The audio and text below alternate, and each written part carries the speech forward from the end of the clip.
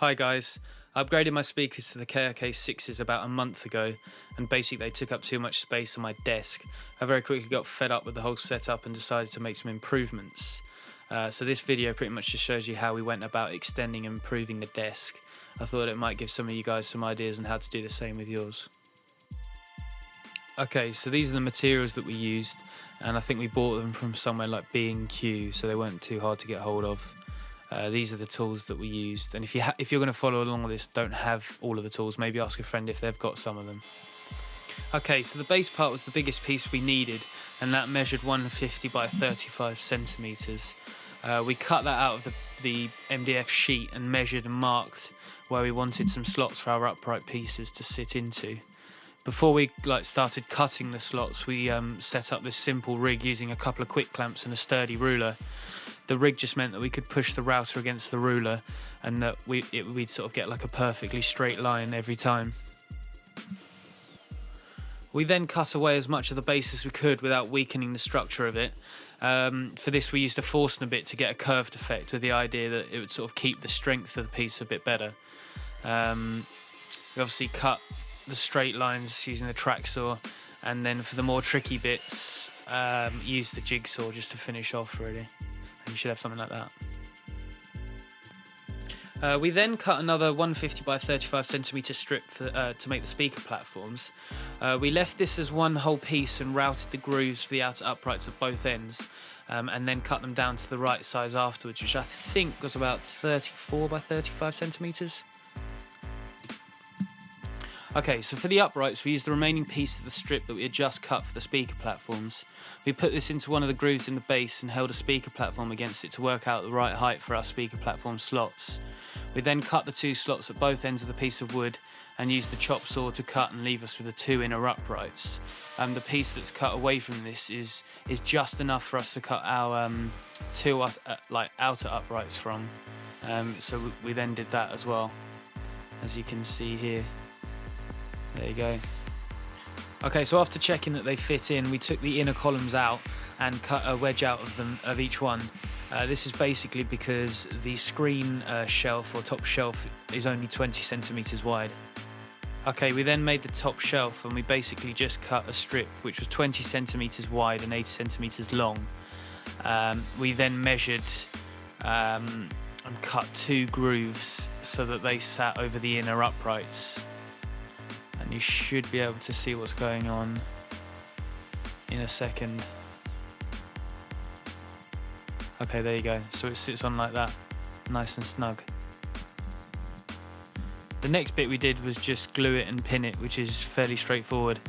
Whack out the wood glue or whatever, and bash it in all of the grooves and all the necessary places.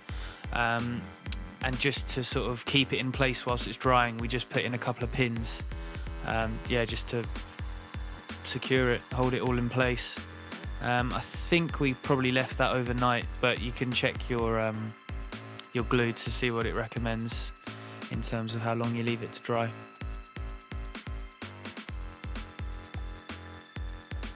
Oh, and you should probably just mop up any excess glue that oozes out.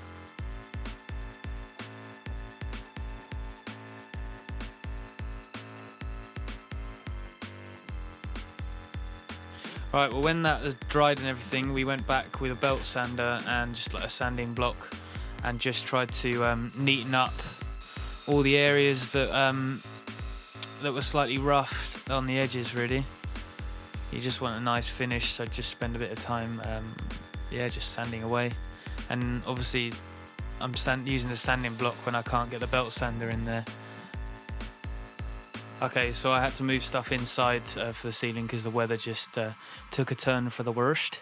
So yeah, I just smashed on some sealer and then let that dry overnight, I think. And obviously I put some sheet down so it didn't get everywhere. We then routed the edges. It's more from a finishing sort of perspective. Just take the edges off and just make it a little bit sort of smoother. And where we couldn't use the router, we just took some sandpaper and just did it by hand. Okay, so after that it was ready to do some spray painting. and we just started off by priming it. And obviously spray paint's quite expensive, but we had it knocking about, so it needed to be used up. And as you'll see, like, we had to use some random colours, and we sort of got this sort of like disgusting yellow. There you go. Nice, tasty. But yeah, once that's done, sand it down, and then it was ready for the final coat. Glossy black, much smarter. Okay, so after the sunshine had dried it out, we took it inside and basically just put it on top of the desk and put some blue tack between the desk and the new part, and that's really what's holding it, and it's fine, it doesn't move around at all. Okay, so this is the final piece that we made, and it's just basically a pull-out keyboard drawer with, you know, using the sliders that I mentioned in the materials at the beginning.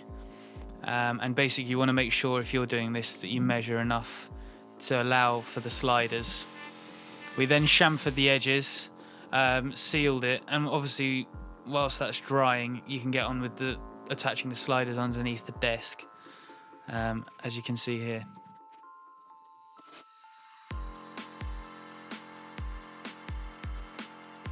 Okay, so the weather was absolutely rubbish, but I still managed to get out there with a shelter that I made, and just managed to do some painting. And obviously whilst that was drying, I was getting on with this cutting out of the L section aluminium thing. And the idea with this is that they just support the side for when the sliders are attached. As you can see here, I'm just like marking it up and getting them ready to put into the pilot holes. And once that was done, I just went and screwed the sliders and the aluminium together at the side of the piece. And yeah, once that was done, I just went and put them underneath the desk, and it was ready to go. Okay, so this is a massive improvement for me. As you can see, the MIDI keyboard now features permanently in the setup, which is just much nicer to be able to grab it when you need it, just turn it on and just go for it. The pull-out drawer adds a nice distance between myself and the speakers, which is better for listening. The speakers themselves sit further apart from each other, which is better for stereo mixing. And it's just quite cool that you can push that drawer in and it just sort of doesn't take up as much room. Yeah, as you can see here, before it's a bit sad, one screen, speakers really close together. I was sitting right on top of the speakers, just pretty inconvenient. Yeah, I could probably go on and on and on, but I'll try and keep it short and sweet.